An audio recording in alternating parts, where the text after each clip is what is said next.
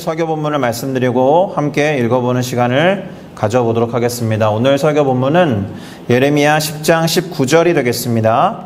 예레미야 10장 19절을 다 같이 한 목소리로 읽어보도록 하겠습니다. 슬프다 내 상처여 내가 중상을 당하였도다. 그러나 내가 말하노라 이는 참으로 고난이라 내가 참아야 하리로다. 아멘. 자, 저는 우리가 함께 읽어본 예레미야 10장 19절 이 말씀을 가지고 내가 참아야 하리로다 라는 제목으로 순종의 인물 시리즈에서 예레미야 선지자에 관한 이야기를 해보면서 오늘도 순종에 대한 깨달음을 얻어보고자 합니다. 그러니 제목을 함께 따라 읽어보시면서 깨달음을 얻으면 물론이요, 그 깨달은 것을 우리의 삶과 신앙에 적용하겠다 그렇게 결단하고 다짐해 보시면 좋을 거라고 믿습니다. 제목을 따라 읽습니다. 내가 참아야 하리로다. 내가 참아야 하리로다. 내가 참아야 하리로다. 내가 참아야 하리로다. 아멘. 자, 그런 말이 있어요. 난세에는 영웅이 등장한다. 들어보셨죠? 맞는 말일까요? 난세라는 말이 어려운가요? 네, 어려운 시대, 어려운 시간 뭐 이런 뜻입니다. 우리가 그렇게 나이가 많이 들지 않아서 저를 포함해서 대단히 젊은 세대이기 때문에 난세를 그렇게 겪어보지 않아서 잘 와닿지 않을 수 있는데 우리의 역사를 잘 살펴보면 확실히 맞는 말인 것은 틀림이 없습니다. 그런데 성경은 조금 다른 이야기를 우리 가운데 들려주고 있어요. 난세의 영웅이 나타나는 것도 맞을 수 있겠지만 성경에는 난세에는 선지자가 등장합니다. 선지자가 등장하는 케이스가 훨씬 더 많아요. 그 이유는 난세가 왜 왔는가와 관련이 있습니다. 난세가 온 이유에 대해서 그리고 그 난세를 극복하고 해결할 수 있는 방법에 대해서 하나님이 선지자들을 보내셔서 말씀하셨기 때문에 그렇습니다. 자, 왜 난세, 곧 어려운 시간이 오는 것입니까? 사람들이 하나님으로부터, 하나님의 말씀과 뜻으로부터 멀어져서 죄 가운데 머물고 또 그것에 대해서 경고하시는 하나님께로 돌이키기는커녕 또 회개하기는커녕 더 멀어지는 상황이 반복되기도 하고 오래 지속되다 보니 하나님께서 심판과 징계를 준비하시는 시기로서의 난세가 올 수밖에 없는 거죠. 일종의 죄에 대한 하나님의 징계와 심판이 난세로 나타나는 경우가 구약시대에는 제법 많이 있었다라는 겁니다. 그래서 난세에는 선지자가 오는 거예요. 하나님의 말씀을 전해주고 어떻게 이 난세로부터 벗어날 것인가, 이것이 징계이자 심판이기 때문에 하나님께로 돌이켜야 된다, 그런 이야기를 들려주기 위해서 선지자들이 자주 나타나는 겁니다. 그런데 안타깝게도 거짓 선지자들도 많이 나타나요. 그래서 난세를 난세로 더 만들어가는 거라고 할 수도 있습니다. 자, 오늘 우리가 주인공으로 삼아서 관찰하고 또 살펴보고자 하는 이 예레미야 선지자의 활동 시기는 그 중에서도 난세 중의 난세입니다. 난세 중의 난세. 유대민족의 역사에서도 정말 최고의 난세의 시대에 활동했던 선지자, 가장 힘들고 격변이 넘쳐나는 시대에 활동하고 살았던 선지자가 예레미야예요. 난세 중에 난세라는 말이 의미하는 게 뭐예요? 하나님이 참고 또 참으시다가 당신의 백성들을 향한 징계와 심판을 내리시기 바로 직전의 상황이다라는 것입니다. 그리고 우리는 성경의 역사를 통해서 그리고 일반 세계사를 통해서 유다 왕국이 바벨론 제국에 의해서 멸망을 당하고 유대 민족이 바벨론 땅, 그러니까 유프라테스 강과 티그리스 강이 흐르는 갈대아 지역으로 포로로 끌려가는 상황을 맞이하게 된다는 걸 잘 알고 있습니다. 그렇죠? 자, 그런 난세 중에 난세에, 그러니까 가장 힘들고 하나님의 심판이 내려지기 직전의 상황 속에서 어찌 보면 이스라엘의 자손, 곧 유대 민족의 죄악이 극을 달했을 때, 절정을 치닫고 있을 때에 사역했던 선지자가 예레미야라고 할 수 있겠고, 그것도 그 사람이 한 해, 두 해 사역한 게 아니고 무려 40년이나 사역을 했던 사람이라는 점에서 이게 대단히 아이러니 아닙니까? 하나님께서 40년을 참으신 거예요. 하나님께서 40년이라는 시간을 기회로 주셨다라는 뜻이기도 합니다. 예레미야 선지자를 통해서 계속해서 끊임없이 회개할 기회를 던져주시는 기간이 무려 40년이었다. 또 반대로 말하면 예레미야 선지자에게는 가장 고통스러운 시간들이었다. 이렇게 생각해 볼 수 있습니다. 그러니 예레미야라는 선지자가 얼마나 대단한 사람인지를 우리는 가늠해 볼 수 있는 거죠. 자, 여러분, 예레미야라는 선지자의 이름 또는 예레미야에 대해서 들어보셨습니까? 이 사람을 가장 잘 묘사하는 수식어가 하나 있습니다. 들어보셨을 거라고 믿는데요. 눈물의 선지자라는 말이 있습니다. 눈물의 선지자 예레미야. 특별히 그가 쓴 예레미야서 9장 1절을 보면 이런 기록이 나옵니다. 어찌하면 내 머리는 물이 되고 내 눈은 눈물 근원이 됐고 죽임을 당한 딸 내 백성을 위하여 주야로 울리로다. 이렇게 기록되어 있습니다. 사역 중에 늘 기도하면서 눈물을 흘릴 수밖에 없는 상황 속에 있었던 거예요, 이 사람이. 얼마의 눈물을 더 흘려야 이 상황이 돌이켜질까? 내 머리는 도대체 어찌하면 물이 될까라고 말할 정도로 눈물을 계속해서 흘리면서 사역했던 사람입니다. 기도를 하다 보면 현실과 주변을 생각하고 또 민족을 생각하면 그저 울 수밖에 없는 지경에 이르렀다. 난세 중에 난세라는 말은 그만큼 이 예레미야 선지자가 눈물 흘리는 일이 많았다라는 뜻이 되는 겁니다. 게다가 조국이 바벨론에 멸망을 당했을 때에는 아예 눈물을 흘리는 노래를 부른 적이 있습니다. 우리가 잘 알고 있죠? 예레미야 애가라는 성경을 기록했습니다. 애가는 슬픈 노래라는 뜻이니까요. 그래서 이 노래는 잘 읽어보시면 시종일관 눈물로 가득한 노래입니다. 그는 왜 이렇게 울 수밖에 없었을까? 그는 그 이유를 그의 책 예레미야 4장 19절에서 이렇게 기록합니다. 슬프고 아프다. 내 마음속이 아프고 내 마음이 답답하여 잠잠할 수 없으니 이는 나의 심령이 나팔소리와 전쟁의 경보를 들음이로다. 이렇게 기록하고 있어서 하나님의 심판으로 인해서 적들이 쳐들어오는 것과 전쟁이 일어나서 백성들 안에 고통 그리고 애곡하는 소리를 이 사람이 미리 들었기 때문에 울었던 거예요. 아직 벌어지지 않은 일입니다. 아직 벌어지지 않은 남들이 들을 수 없는 소리를 마음으로 들었던 거예요. 그리고 그가 들었던 말씀대로 앞으로 일어날 일들에 대해서 눈물로 선포해야 했던 사람인 거예요. 당시에 나라가 어려웠고 위기라고 했지만 누구도 이 예루살렘의 멸망에 대해서 경고하지 않고 있었기 때문에 그 일을 먼저 이야기하는 일이 결코 쉽지 않았겠죠. 그래서 눈물이 더 나는 상황에 처하게 된 겁니다. 모두가 현실을 인정하지 않았고 앞으로 일어날 일들에 대해서 야, 오늘 일도 모르는데 무슨 내일이야. 오늘이나 제대로 살자. 놀자. 원하는 대로 하자. 즐겁게 지내보자. 그렇게 하면서 하나님의 말씀에 귀를 기울이지 않았던 거예요. 그러니 다른 이들과는 다르게 마음속에 예레미야에게 하나님의 음성이 들려올 때 더 괴롭겠죠. 자기의 생각과 마음과 동의하는 사람들이 한두 명씩 드러나고 나타나면 그나마 나을 텐데 거짓 선지자들은 판을 치고 별일 없어, 아무 일도 없어, 괜찮아, 다 잘 될 거야 라는 희망적인 이야기로 자기 스스로들을 최면거는 그런 상황에 있었으니까 이 사람의 눈물은 더 깊어져 가는 겁니다. 우리 시대의 크리스찬들을 좀 살펴볼 필요가 있죠. 우리 안에 제일 뼈아픈 게 뭡니까? 예레미야 선지자와 같이 하나님이 주시는 마음을 소유하지 못하고 있다라는 거예요. 맞습니다.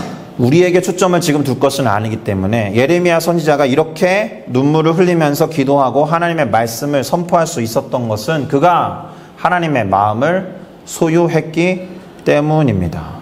그래서 우리가 기도할 때 그런 기도 하셔야 돼요. 하나님 마음을 주십시오. 하나님 마음을 제게 부어주십시오. 주님 마음을 제게 주십시오. 주님 마음 없으면 우리가 하는 기도는 어느 정도 수준에 머물겠습니까? 나의 필요를 채우는 기도에 머물겠죠. 세상이 어떻게 지나가고 흘러가는지 상관없이 나만 잘 지내면 되니까. 우리 모두가 하나님의 마음을 아는 것과 함께 소위 말하는 영적인 감수성을 회복해야 지금 흘러가는 시대의 흐름과 사람들을 보면서 하나님의 원하시는 뜻을 따라 분별하고 선포하며 기도도 할 수 있는 겁니다. 자, 그럴 때 우리 마음은 하나님이 원하시는 것을 찾게 돼요. 우리가 하는 기도가 하나님의 뜻에 합당한 기도가 되는 거예요. 하나님의 마음 때문에 눈물을 흘리는 경우가 많아질 수밖에 없다라는 거죠. 그래서 사도 바울이 로마서 12장 15절에서 뭐라고 했습니까? 즐거워하는 자들과 함께 즐거워하고 우는 자들과 함께 울라라고 말하는 거예요. 하나님과 바른 관계 안에서 주님의 기쁨과 슬픔을 가슴에 품고 세상 속에서 마땅히 보여야 하는 반응, 마땅히 고백해야 하는 기도, 그것대로 살아가야 한다는 뜻이 되는 겁니다. 자, 이제 예레미야에게 시선을 조금 옮겨볼게요. 예레미야는 하나님의 선택을 받아서 하나님의 말씀을 맡아서 그것이 필요한 사람들, 공동체, 민족, 그리고 다른 나라들에게 대언하며 전달하는 선지자가 되었습니다. 그런데 예레미야라는 이 사람의 이름 안에 이미 그렇게 구별되어 선택되어 있다라는 의미가 포함되어 있습니다. 예레미야라는 이름이 가진 뜻은 무엇이냐? 발음은 이르미야후라고 발음되는데요. 여호와께서 세우신다, 여호와께서 던지다, 이런 뜻으로 해석되는 단어입니다. 그러니까 하나님이 예레미야를 부르시면서 그를 세우셨다라는 거죠. 그를 어딘가에 던지셨다라는 뜻이에요. 어떻게 부르셨는지 예레미야 1장 5절을 제가 읽어 보겠습니다. 내가 너를 모태에 짓기 전에 너를 알았고 네가 배에서 나오기 전에 너를 성별하였고 너를 여러 나라의 선지자로 세웠노라 하시기로. 자, 여기에서 하나님이 예레미야를 선지자로 지명하여 세웠다라고 노란색 글씨로 적어놨죠. 예레미야라는 사람의 이름이 그렇게 의미하는 바와 동일하게 하나님이 예레미야를 선지자로 세우신 겁니다. 그리고 말씀을 전하는 도구로 던지신 거예요. 자, 바로 이렇게 하나님의 부르심을 받은 예레미야의 나이가 몇 살이었느냐? 20살이었습니다. 약관 20살. 보기에 따라서 그렇게 어린 나이는 아니겠다 싶기도 한데 본인의 생각은 달랐던 거죠. 그는 자신이 어리다라고 하면서 대단히 힘겨워합니다. 그의 반응이 기록된 예레미야 1장 6절도 한번 읽어보겠습니다. 내가 이르되 슬프도소이다. 주 여호와여 보소서, 나는 아이라 말할 줄을 알지 못하나이다 하니, 나는 청소년입니다. 나는 젊은입니다. 나는 청년입니다도 아니에요. 나는 아이라, 이렇게 번역을 한 거죠. 20살인데 말을 할 줄 못한다라고 했습니다. 이게 겸손인지는 제가 잘 모르겠습니다. 이와 비슷한 말을 한 사람이 있어요. 모세가 이와 비슷한 말을 하다가 혼났죠, 하나님한테. 그런 걸 보면 이게 겸손은 아닐 것 같아요. 그러면 예레미야가 하나님에게 이렇게 말했을 때 하나님이 어떻게 반응하셨는지 한번 볼까요? 똑같이 모세에게 하셨듯이 화를 내셨을까요? 그렇지는 않았습니다. 그래도 대단히 단호하게 말씀하셨어요. 냉정하게 대답을 해주십니다. 예레미야 1장 7절에서 8절인데요. 한번 읽어보겠습니다. 여호와께서 내게 이르시되 너는 아이라 말하지 말고 내가 너를 누구에게 보내든지 너는 가며 내가 네게 무엇을 명령하든지 너는 말할지니라. 너는 그들 때문에 두려워하지 말라. 내가 너와 함께하여 너를 구원하리라. 나 여호와의 말이니라 하시고, 모세와 경우는 조금 다르죠. 모세한테는 막 설득해 주셨거든요. 그건 그렇고 저건 저래. 너 가도 돼. 이렇게 설득하셨지만 오늘 예레미야에게는 아이라 말하지 말라. 누구에게 보내든 너는 가. 무엇을 명령하든지 그대로 말해. 누구도 두려워하지 마. 이렇게 대단히 단호하고 냉정하게 말씀하십니다. 약관 20세의 젊은이에게, 80세의 할아버지에게는 설득하신 하나님께서. 자, 예레미야는 어떻게 했을까요? 모세처럼 6번이나 이 핑계 저 핑계 대면서 변명을 늘어놨을까요? 예레미야서에는 그런 기록이 나와 있지 않아요. 즉시로 순종했고요. 이후에 아까 말씀드렸듯이 무려 40년 동안, 그러니까 20세부터 40년이면 60세까지 참고 인내하면서 사역을 했다라는 겁니다. 참고 인내하면서 사역을 했다라는 것이 예레미야의 순종에서 배울 수 있는 대단히 중요한 키워드가 됩니다. 물론 그동안 우리가 순종에 대해서 배워오면서 이 이야기는 많이 제법 했었습니다. 자, 그럼 예레미야의 사역과 그 순종이 얼마나 오래 참고 인내하는 과정이었는지를 아주 조금만, 정말 아주 조금만 살펴볼게요. 예레미야가 20살에 부르심을 받았다라고 했잖아요. 그리고 40년, 곧 60살이 되도록 난세 중에 난세에 하나님의 사역을 감당했다라고 했습니다. 난세 중에 난세가 무려 40년이에요. 사람들은 예레미야의 이야기를 듣지 않았다라는 거예요. 왜요? 난세 중에 난세가 40년이 되려면 적어도 40년 동안 이 사람들이 귀를 기울이지 않아야 하거든요. 너는 지져라, 나는 노래한다. 너는 지져라, 나는 먹는다. 너는 지져라, 나는 지금 내 삶을 즐길 거다. 선지자가 메시지를 선포할 때 누군가 맞장구라도 쳐주면 아, 내 편이 있구나. 그래서 얼마나 좋았을까. 그러나 예레미야는 모든 백성들로부터 미움을 받고 외면을 당했던 거예요. 그가 전하는 말씀을 듣고 난 후에 저주를 퍼붓는 사람들이 있었는가 하면 그의 고향 사람들까지도 그를 죽이려고 한 일이 있었습니다. 예수님처럼. 그는 말씀 사역을 수행하면서도 격려를 받기는커녕 내쫓기는 수모를 많이 당했습니다. 예레미야 20장 1절에서 2절에 보면 그가 어떤 상황에 놓였는지 볼 수 있습니다. 제가 읽어드릴게요. 임멜의 아들 제사장 바스올은 여호와의 성전의 총감독이라. 그가 예레미야의 이 일 예언함을 들은지라. 이에 바스올이 선지자 예레미야를 때리고 여호와의 성전에 있는 베냐민 문 위층에 목에 씌우는 나무 고랑으로 채워 두었더니, 여호와의 성전을 섬기는 총감독마저도 하나님의 말씀을 알아차리지 못하고 이상한 말을 한다라는 논리를 내세워서 예레미야를 감옥에 가두어 버린 겁니다. 말씀을 전하는 중에 매를 맞기도 했어요. 그래서 예레미야는 20장 9절에서 다시는 여호와의 말씀을 전하지 않겠다라고 울부짖기도 합니다. 그의 울부짖음이 기록된 예레미야 20장 9절을 읽어보겠습니다. 내가 다시는 여호와를 선포하지 아니하며 그의 이름으로 말하지 아니하리라 하면 나의 마음이 불붙는 것 같아서 골수에 사무치니 답답하여 견딜 수 없나이다.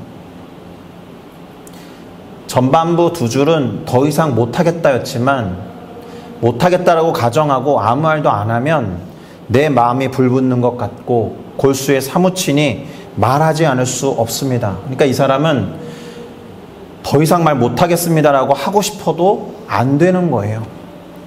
한마디로 그럼에도 불구하고 끝까지 견디면서 사역하는 예레미야였던 거예요. 왜 이 사람이 눈물이 많았는지 이해가 되실 거예요. 왜 이 사람이 그렇게 부르짖으면서 끝까지 견뎠는지 이해가 되실 거예요. 말하지 않으면 답답하고 뭔가가 골수에 사무치는 답답함이 있었으니까. 그가 어떤 마음으로 계속해서 사역에 임했는지가 사실 오늘 설교의 본문이었거든요. 예레미야 10장 19절을 다 같이 한 번 더 읽겠습니다. 시작. 슬프다 내 상처여 내가 중상을 당하였도다. 그러나 내가 말하노라 이는 참으로 고난이라 내가 참아야 하리로다. 참아야 하리로다. 상처를 바라보면서 중상을 입은 자신의 모습을 보면서도 그것이 고난이라고 여기면서도 결론이 뭐예요? 내가 참아야 하리로다. 저는 내가 참아야 하리로다는 이 말 안에 예수님의 모습이 그냥 보여요. 예수님이 매 맞으셨잖아요. 제가 언젠가 패션 오브 크라이스트 영화도 보여드렸잖아요. 예수님이 베테랑 로마 병정들로부터 매를 맞아요. 근데도 끝까지 버티십니다. 이유가 뭐예요? 매 맞아 죽는 운명이 아니었기 때문에 그래요. 십자가에 달려 죽어야 한다라는 것을 하나님의 계획과 섭리 속에 알고 계셨던 예수님이 거기서 무너질 수 없는 거예요. 견뎌야 하는 거예요. 참아야 하는 거예요. 십자가를 짊어지기 전까지 매 맞는 거 참아야 했던 거예요. 그러니까 우리는 예수님처럼 견뎌야 했던 예레미야가 보이면서 그래서 예수님을 생각나게 하는 예레미야라는 지점에 이르게 됩니다. 십자가를 지시고 채찍질 당하시면서 골고다 언덕을 오르셨으나 그것이 하나님 아버지의 뜻이었기 때문에 내가 참아야 하리라. 부끄러움을 개의치 아니하셨어요. 채찍질이나 욕설, 비난과 조롱, 침뱉음을 견디셨어요. 내가 참아야 하리라. 십자가와 그 죽음을 견디셔야 했어요. 왜? 다 이루기까지. 이와 같은 모습을 신약성경 히브리서 12장 2절이 다음과 같이 기록합니다. 그는 그 앞에 있는 기쁨을 위하여 십자가를 참으사 내가 십자가를 참아야 하리라. 그렇게 참으사 부끄러움도 내가 참아야 하리라. 개의치 아니하시더니 뒷부분은 읽지 않겠습니다. 예레미야도 그렇게 했다라는 거예요. 어떤 고난이 다가온다고 해도 인내하고 또 오래 참고 또 인내하고 내가 참아야 하리라. 이렇게 말한 겁니다. 자, 이와 같은 사람들은 예수님을 포함해서 예수님의 동생이면서 예루살렘 교회의 지도자였던 야고보가 했던 말을 그대로 실천한 모습에 가깝습니다. 야고보서 1장 3절과 4절을 함께 읽어보겠습니다. 시작. 이는 너희 믿음의 시련이 인내를 만들어내는 줄 너희가 알미라. 인내를 온전히 이루라. 이는 너희로 온전하고 구비하여 조금도 부족함이 없게 하려 함이라. 조금도 부족함이 없게 하리라를 다른 말로 바꿔보면 다 이루게 하리라. 이런 거예요. 인내하신 이유는 조금도 부족함이 없이 다 이루고자 하셨던 하나님 아버지의 섭리와 계획 때문에 십자가에서 마지막으로 거의 마지막으로 하셨던 그 말씀 다 이루었도다를 향하여 가기 위해 내가 참아야 하리라 말씀하셨던 겁니다.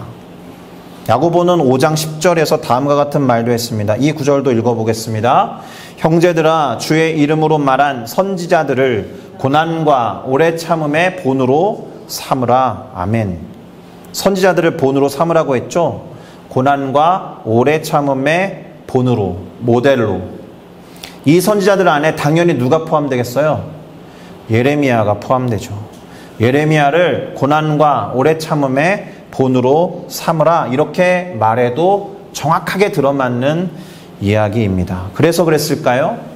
야고보라는 사람이 예수님의 동생이거든요. 그리고 예루살렘 교회의 지도자가 됐어요. 근데 예루살렘 교회에 박해가 임합니다. 누구의 죽음으로부터? 스데반이라는 사람의 죽음으로부터 예루살렘에 큰 박해가 임해요.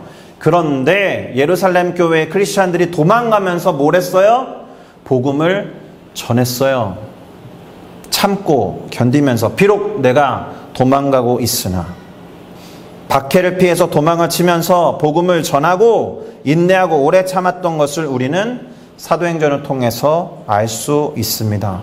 그리고 그 사도행전의 메시지가 무엇이에요?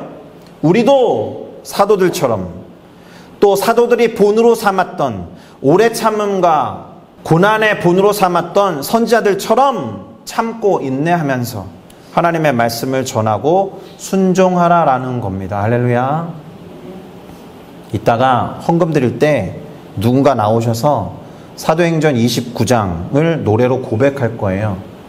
가사를 잘 들어보시면 사도행전의 메시지뿐만이 아니라 야고보가 말했던 것, 그리고 예레미야가 왜 내가 참아야 하리라 라고 고백했는지 어느 정도 이해가 되실 거라고 생각합니다. 우리도 예레미야처럼 사도들과 초대교회의 성도들과 같이 오래 참고 인내하면서 순종하자는 것, 이것이 순종의 사람 예레미야를 통해서 배우는 교훈과 깨달음인 줄로 믿습니다. 할렐루야. 자, 그러면 설교를 마무리하면서 마지막 질문을 던져보려고 합니다. 우리는 어디까지 참고 인내해야 할까?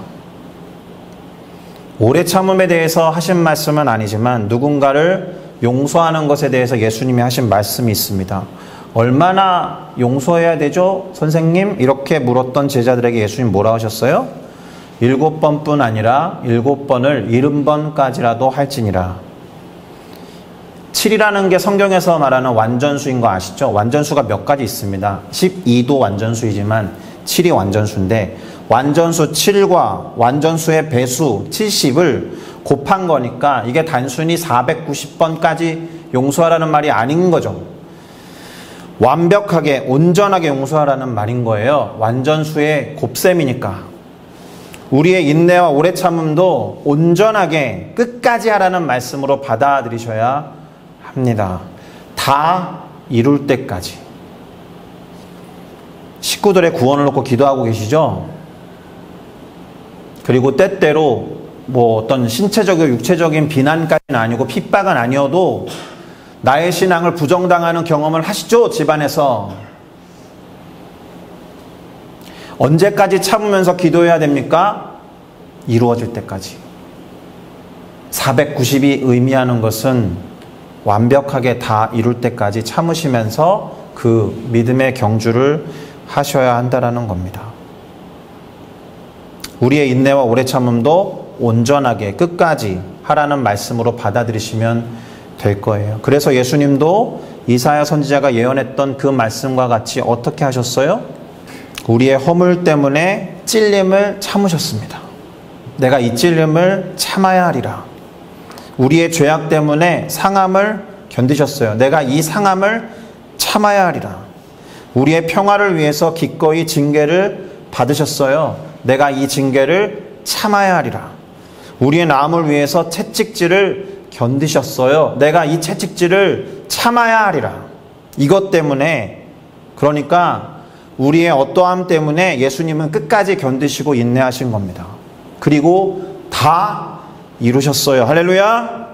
적어도 예수님은 당신이 왜 지금 이 모든 것들을 견뎌야 하는지 그 이유를 아셨던 분이에요. 참아야 하는 이유를 아는 자의 오래 참음과 인내를 우리는 예수님을 통해서, 그리고 예레미야를 통해서 배우면서 다시 한번 순종을 결단해야 하는 겁니다. 할렐루야. 이것이 힘들고 어렵다는 것을 잘 알아요. 지금 이 자리에 서 있는 제게도 쉽지 않은 것을 지금 설교에 담아서 성도 여러분들에게 전달하는 제 마음도 죄송스러울 정도로 어려워요. 무안하고 그렇습니다. 그러나 우리 포기하지 말고 함께 하자, 이렇게 꼭 말씀드리고 싶어요. 내가 참아야 하리라. 우리의 인내와 우리의 참음은 내가 견뎌야 하리로다, 내가 참아야 하리로다 라는 선포에서 시작하는 거예요. 그리고 그 인내와 오래 참음은 어디에 놓이느냐? 내가 참아야 하리로다 라는 시작부터 다 이루었도다 라는 말을 하기 전까지 그 사이를 꽉 채우는 지점에 있어야 한다. 하나님이 원하시는 시점까지 이르러서 그 인내와 오래 참음이 멈추게 될 것입니다. 지금의 인내와 참음이 이 중간 어딘가에 있는 거예요. 내가 참아야 하리다, 다 이루었다라는 이 두 문장 사이 어디쯤 향하고 있는가. 힘들고 지칠 때마다 예수님을 떠올리시면서, 예레미야 선지자를 떠올리시면서 그분들을 본으로 삼아서 끝까지 견디며 순종하는 우리 모두가 되기를 그리스도 예수의 이름으로 축복합니다. 할렐루야. 기도하시겠습니다.